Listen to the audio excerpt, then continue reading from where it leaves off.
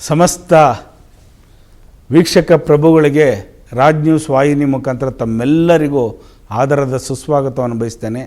ಬಂಧುಗಳೇ, 2026 ವೃಷಭ ರಾಶಿಗೆ ಏನೇನಿದೆ ಅಂತ ಕೆಲವರಿಗೆ ಕಾತರದಿಂದ ಕಾಯ್ತಾ ಇರ್ತೀರ.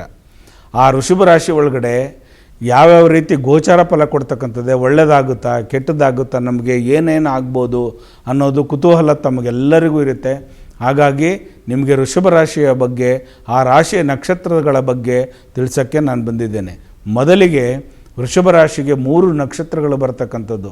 ಮೊದಲನೇದಾಗಿರ್ತಕ್ಕಂಥದ್ದು ಕೃತಿಕಾ ನಕ್ಷತ್ರ, 2-3ನೇ ಪಾದ ಬರ್ತಕ್ಕಂಥದ್ದು, ರೋಹಿಣಿ ನಕ್ಷತ್ರ ಬರ್ತಕ್ಕಂಥದ್ದು, ಮೃಗಶಿರ ನಕ್ಷತ್ರ ಬರ್ತಕ್ಕಂಥದ್ದು.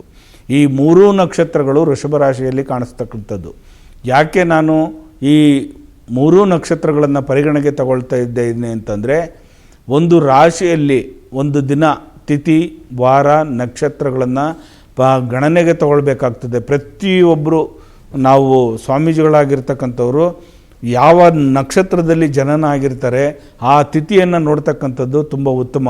ಆ ದಿನದ ಒಂದು ಏಕಾದಶಿನ, ದ್ವಾದಶಿನ, ತೃತೀಯನ, ಚತುರ್ಥಿನ, ಪಂಚಮಿನ ಇದನ್ನೆಲ್ಲ ನೋಡಬೇಕಾಗುತ್ತೆ, ಪರಿಗಣನೆಗೆ ತಗೊಳ್ಬೇಕಾಗ್ತದೆ.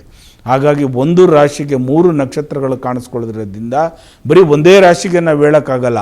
ಯಾಕೆ ಅಂತಂದರೆ ಆ ರಾಶಿಯಲ್ಲಿ 3 ನಕ್ಷತ್ರಗಳಿರ್ತಕ್ಕಂಥದ್ದು ವಿಭಿನ್ನವಾಗಿರ್ತಕ್ಕಂಥದ್ದು. ನಕ್ಷತ್ರಗಳಲ್ಲಿ ಒಂದೊಂದು ದಿನ ಇವಾಗ ಬುಧವಾರದ ದಿನ ಅಂದರೆ ತಿಥಿ ಬೇರೆ ಇರುತ್ತೆ.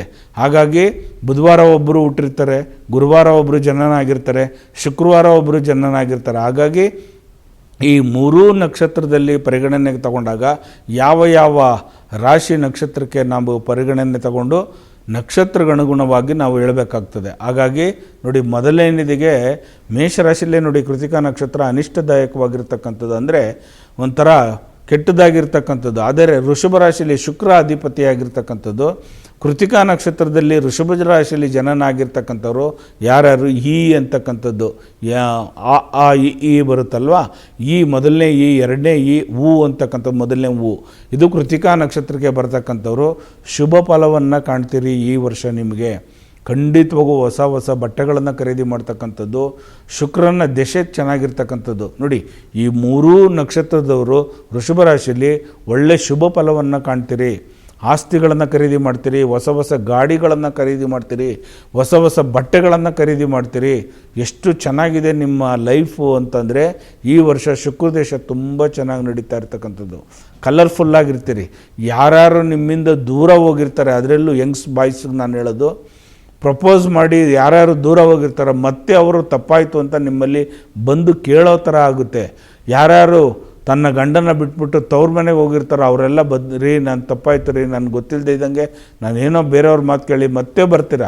ಹಾಗಾಗಿ ದಾಂಪತ್ಯ ಸುಖ ಚೆನ್ನಾಗಿರುತ್ತೆ, ಫ್ರೆಂಡ್ಶಿಪ್ಪು ಚೆನ್ನಾಗಿರುತ್ತೆ. ಹಾಗೆ ಹೆಣ್ಮಕ್ಳು ತುಂಬ ಇಷ್ಟಪಟ್ಟಿರ್ತಾರೆ. ಆ ಹುಡುಗ ಬೇರೆಯವ್ರ ಜೊತೆಲಿ ಒಂದು ಅಫೈರ್ ಇಟ್ಕೊಂಡಿದ್ರು ಕೂಡ ಅದನ್ನು ಬಿಟ್ಟು ಮೊದಲು ಮೂಲತಃ ಯಾರಿಗೆ ಇಷ್ಟಪಡ್ತಾಯಿದ್ರು ಅವ್ರ ಹತ್ರನೇ ಬಂದು ಸಾರಿ ಕೇಳಿ ಮತ್ತೆ ಒಂದಾಗೋ ಥರ ಸುಖ ಜೀವನ ನಡೆಸ್ತಕ್ಕಂಥ ಒಂದು ಯೋಗ ಫಲ ವೃಷಭ ರಾಶಿಯವರಿಗೆ, 3 ನಕ್ಷತ್ರದವ್ರಿಗೆ ಖಂಡಿತವಾಗೂ ಇದೆ. ಯಾಕಂದರೆ ಅಷ್ಟು ಚೆನ್ನಾಗಿದೆ. ಶುಕ್ರನ ಒಂದು ಆಶೀರ್ವಾದ ತಮಗಿದೆ. ಗುರುಬಲ ಪ್ರಾಪ್ತಿಯಾಗ್ತಕ್ಕಂಥದ್ದು ಆಗಿದೆ ಆಲ್ರೆಡಿ. ನವಂಬರ್ 28ನೇ ತಾರೀಕೇ ನಿಮಗೆ ಆ ವೃಷಭ ರಾಶಿಗೆ ಗುರು ಪ್ರವೇಶ ಆಗಿ ಗುರುಬಲ ಚೆನ್ನಾಗಿದೆ. ಶುಕ್ರನ ಒಂದು ಸ್ಥಾನ ತುಂಬ ಚೆನ್ನಾಗಿದೆ. ಹಾಗಾಗಿ ನೀವು ಏನು ಮಾಡಬೇಕು, ಈ ವೃಷಭ ರಾಶಿಯಲ್ಲಿರ್ತಕ್ಕಂಥ 3 ನಕ್ಷತ್ರದವರು ನೀವು ಮಾಡ್ತಕ್ಕಂಥದ್ದು ಯಾವುದಂದರೆ ಶುಭ ಕಾರ್ಯಗಳನ್ನು ಮಾಡ್ತಕ್ಕಂಥದ್ದು, ಅನ್ನದಾನಗಳನ್ನು ಮಾಡ್ತಕ್ಕಂಥದ್ದು, ಬ್ರಾಹ್ಮಣರಿಗೆ ವಸ್ತ್ರದಾನವನ್ನು ಕೊಡ್ತಕ್ಕಂಥದ್ದು, ಕಾಲಿಗೆ ಪಾದರಕ್ಷೆಗಳನ್ನು ಕೊಡ್ತಕ್ಕಂಥದ್ದು, ದಕ್ಷಿಣೆ ಸಮೇತವಾಗಿ ಕಾಳುಗಳನ್ನು ದಾನವಾಗಿ ಕೊಟ್ಟಾಗ ಖಂಡಿತವಾಗೂ ಚೆನ್ನಾಗಾಗುತ್ತೆ. ಅವರಿಗೆ ದವಸ ಧಾನ್ಯಗಳನ್ನು ಕೊಡ್ತಕ್ಕಂಥದ್ದು ಅರ್ಹ ಬ್ರಾಹ್ಮಣರಿಗೆ, ದೇವಾಲಯದಲ್ಲಿ ಪೂಜೆ ಮಾಡ್ತಕ್ಕಂಥ ಅರ್ಹ ಬ್ರಾಹ್ಮಣರಿಗೆ ಕೊಟ್ಟಾಗ ತುಂಬ ಒಳ್ಳೆಯದಾಗುತ್ತೆ. ಇನ್ನೊಂದು ವಿಚಾರವನ್ನು ನಮಗೆ ತಿಳಿಸೋಕ್ಕೆ ಇಷ್ಟಪಡ್ತೀನಿ. ಶುಕ್ರನ ಒಂದು ದಶೆ ಇದ್ದಾಗ ನೀವೇನು ಮಾಡಿ ಅಂತಂದರೆ, ಲಕ್ಷ್ಮೀನರಸಿಂಹನ ದೇವಸ್ಥಾನ ಎಲ್ಲೆಲ್ಲಿದೆ, ಆ ವರಾಹ ಆಗಿರ್ಬೋದು, ಲಕ್ಷ್ಮೀನರಸಿಂಹ ಆಗಿರ್ಬೋದು, ತೊಡೆ ಮೇಲೆ ಲಕ್ಷ್ಮಿಯನ್ನು ಕುಂಡ್ರಿಸಿಕೊಂಡಿರ್ತಕ್ಕಂಥ ಯಾವುದೇ ದೇವಾಲಯ ಆಗಲಿ, ವಿಷ್ಣುವಿನ ಅವತಾರದಲ್ಲಿ ನೀವು ಒಮ್ಮೆ ಆದರೂ ಈ 2020 ಇಸ್ವಿ 26ರಲ್ಲಿರಲಿ ದಯವಿಟ್ಟು ನೀವೇನು ಮಾಡಿ ಅಂತಂದರೆ, ಆ ಒಂದು ಯುಗಾದಿ ಸಂವತ್ಸರ ಬರೋಗಂಟ ಈ 4 ತಿಂಗಳಲ್ಲಿ ಒಮ್ಮೆ ಆದರೂ ಭೇಟಿ ಕೊಡಿ, ಆ ದೇವಾಲಯಕ್ಕೆ ಹೋಗ್ಬಿಟ್ಟು ಬನ್ನಿ. ಖಂಡಿತವಾಗೂ ನಿಮಗೆಲ್ಲ ಒಳ್ಳೆಯದಾಗುತ್ತೆ, ಶುಭವಾಗುತ್ತೆ.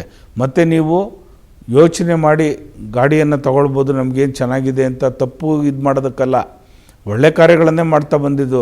ನಮಗೆ ಶುಕ್ರದೇಶ ಇದೆ, ಗುರುಗಳು ಹೇಳಿದ್ದಾರೆ, ನಾವೇನು ಬೇಕಾದರೂ ಮಾಡ್ಬೋದು. ದಯವಿಟ್ಟು ಹಂಗಲ್ಲ, ಅನ್ಯಥಾ ಭಾವಿಸ್ಬೇಡಿ.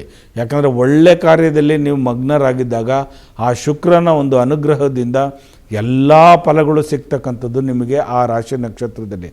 ಹಾಗಾಗಿ ದಯವಿಟ್ಟು ನೀವು ಏನು ಮಾಡಬೇಕು, ಈ ಮನೆ ದೇವರನ್ನು ಸ್ಮರಣೆ ಮಾಡ್ತಕ್ಕಂಥದ್ದು, ವಿಷ್ಣುವಿನ ಸಹಸ್ರನಾಮವನ್ನು ಪಠನೆ ಮಾಡ್ತಕ್ಕಂಥದ್ದು, ಲಲಿತ ಪಾರಾಯಣವನ್ನು ಮಾಡ್ತಕ್ಕಂಥದ್ದು ತುಂಬ ಒಳ್ಳೆಯದು. ಕೃಷ್ಣನ ನಾಮಾಮೃತವನ್ನು ಸ್ಮರಣೆ ಮಾಡ್ತಕ್ಕಂಥದ್ದು ಮಾಡಿದಾಗ ಖಂಡಿತವಾಗೂ ಒಳ್ಳೆಯದಾಗುತ್ತೆ.